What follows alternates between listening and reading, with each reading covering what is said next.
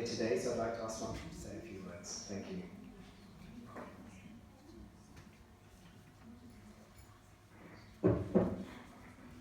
Selected representatives of the Indogenic religions, friends, devotees.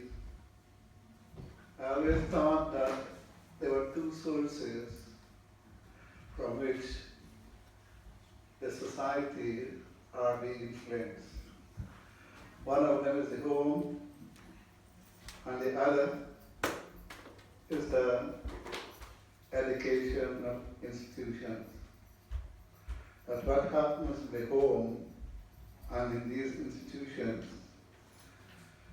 because they involve children coming up, that becomes the norm in adult life.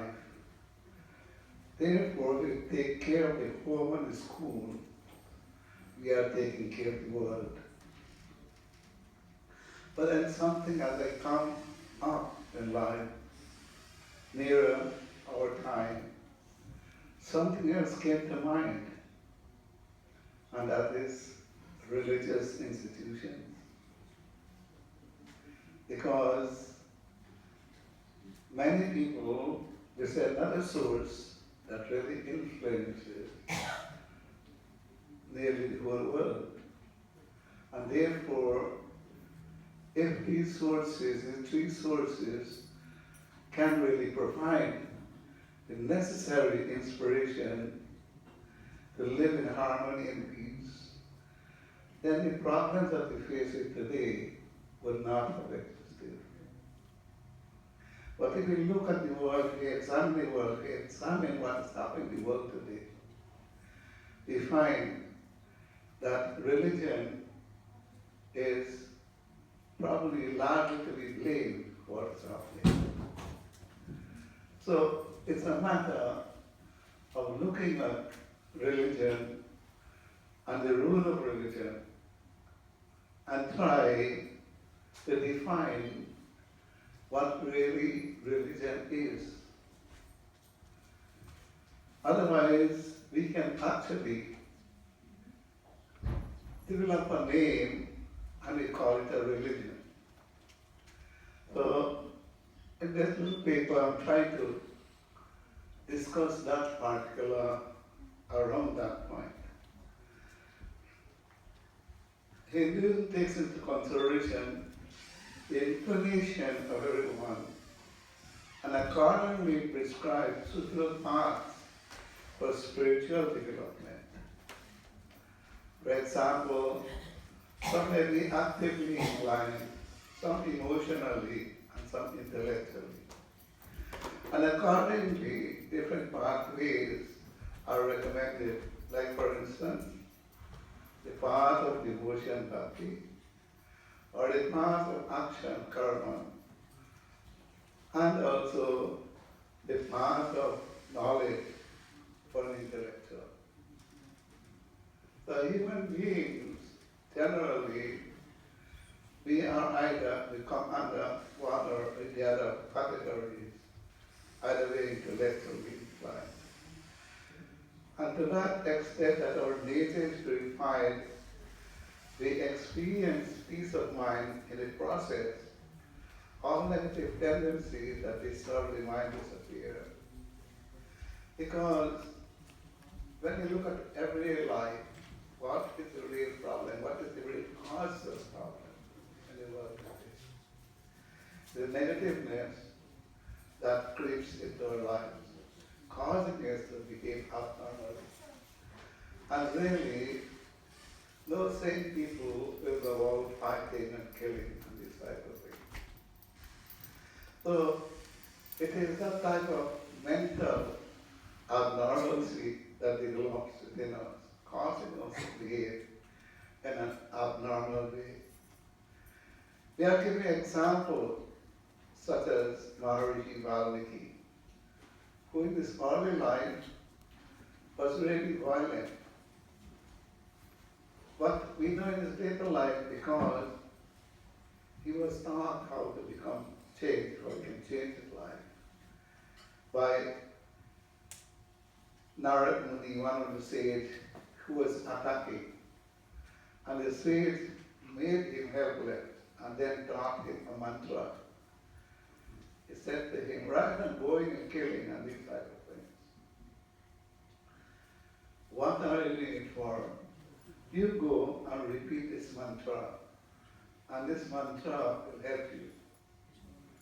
And the mantra to him was the name Rama. But he was so much engrossed in killing that instead of saying Rama, he said Mara, kill, kill, kill. But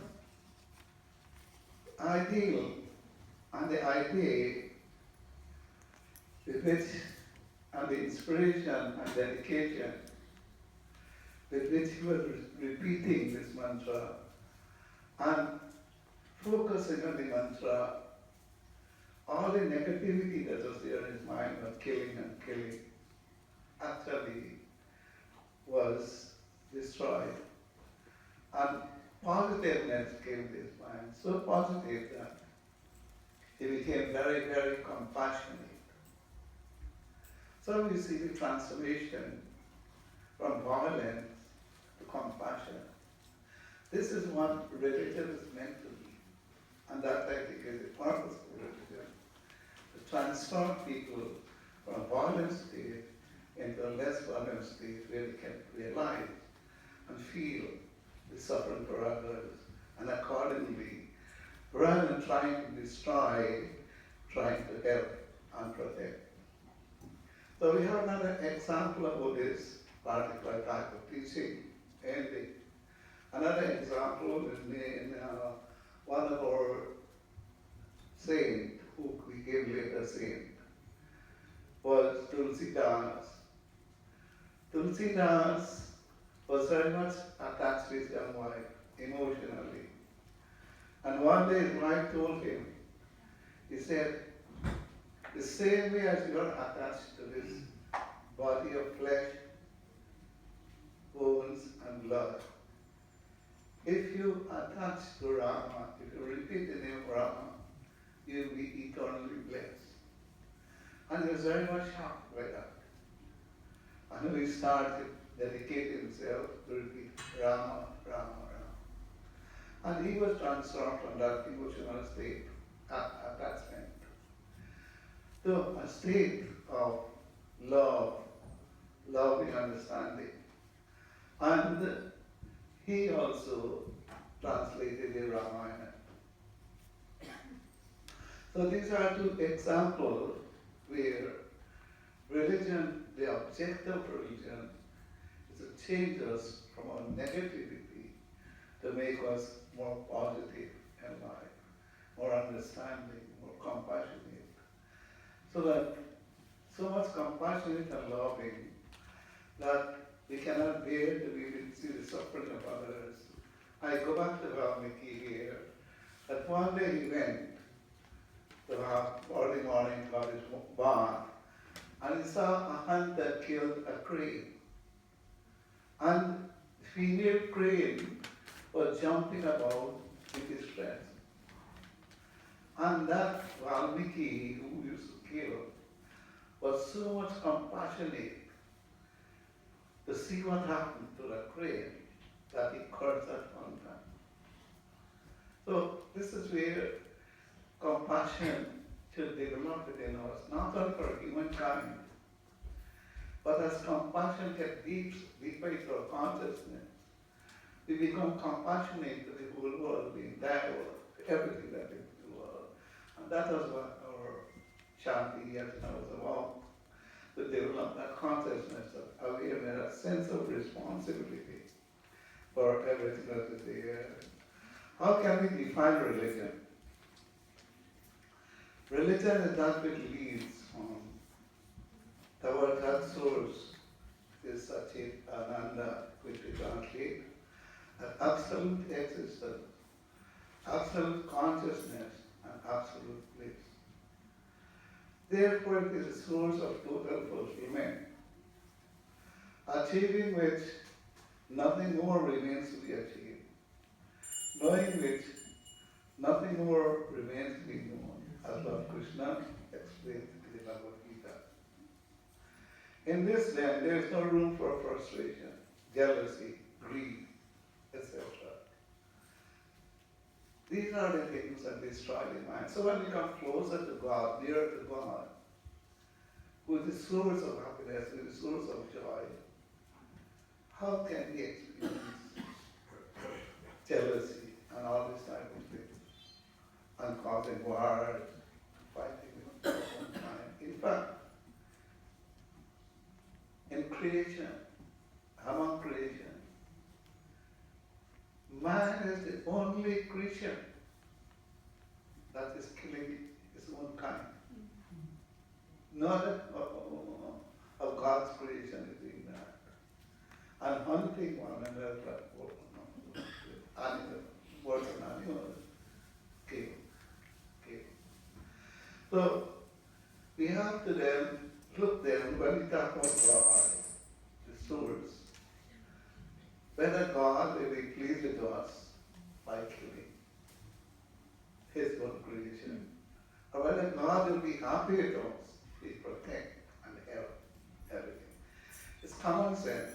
You don't need intellectual understanding to know that God loves everyone, everything is there. And if God is creator of everyone, then everyone is there to God. Therefore, we cannot accept the idea of a jealous God who loves only a part of his creation, and that's what he is.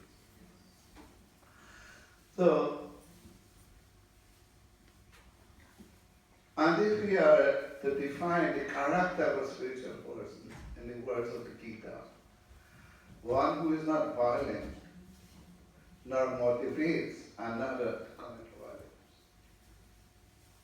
Now, if we accept that as a definition of a spiritual person, then religion should not be a source that motivates people to commit violence.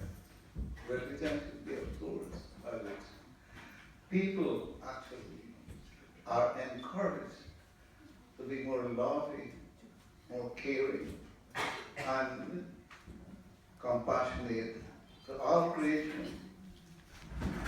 So,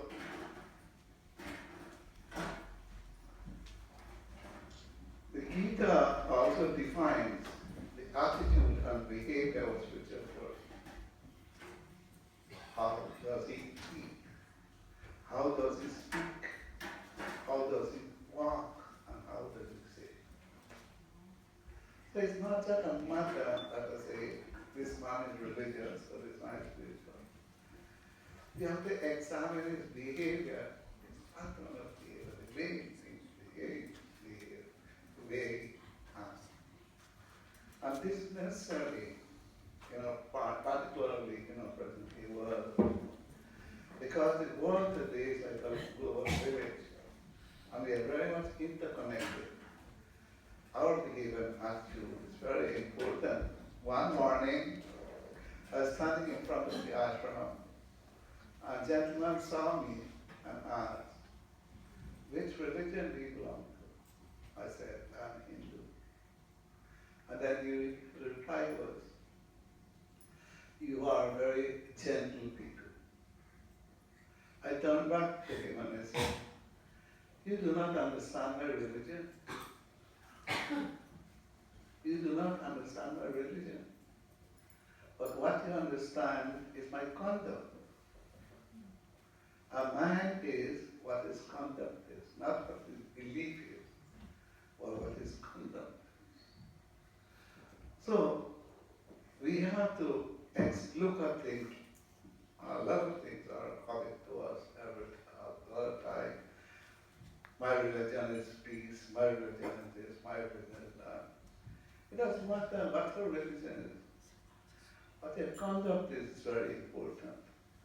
And so we must examine, we must look at people, and I do that with people, and belong to other religions, and I talk about the conduct. And they appreciate, because they don't understand that. They understand you're a believer or non-believer. So that is the most vital thing. Yeah. I'll try to encourage already. Yeah. At one of my lectures in college, I said that there was hardly any Hindus in British jail. And the chairwoman was an Anglican Christian nun, remarked while she was driving back to the railway station, it is the credit of their religion that there is hardly any Hindus in British jail. So this real conduct is important. And this is where we have to examine what is happening, not just listening, but examine what is happening. The Hindu system is inclusive. Inclusive not only of all mankind, but the entire creation. In the Mahabharata, it is said, he is a happy man who is a friend of all beings. All beings. Not a group of beings, but everything that is there. There have been two ideologies operating in the world. One is based on domination, and that has been responsible for so much conflict and cause of killing of innocent people. And that is the basic ideology people know about and practice in the world. Dominate everything. But there is another ideology, and that ideology is based on coexistence. The dharmic religion follows that principle, deriving from the root the dharma, that means to sustain all. The entire universe, all being and non-being, loka samgraha, as Lord Krishna puts it, looking after the welfare of the entire world. That is our duty. That is what makes human life meaningful and valuable. Nothing else. All right, I'll stop here. Ignorance is the cause of a problem, and only knowledge can destroy ignorance. In the same way as life destroys mankind. The Gita explains the way to get knowledge and how, after being enlightened, supreme bliss is being experienced. We also learn from the Gita that a man, a physical mind, cannot think correctly, neither can he meditate, and without meditation there is no peace of mind. Without peace of mind, is there anything like happiness? Gita asks. So the sole objective of life, what we are doing, what we are living for, everything is to be happy, but we don't know how to find happiness. We take pleasure with happiness. But Gita says, no, peace of mind. So the substance of all of religion is to give peace of mind. Otherwise, it is not religion. It's like an artificial rose without any fragrance. Oh, Shanti, Shanti, Shanti. Thank you very much, Swami. It's always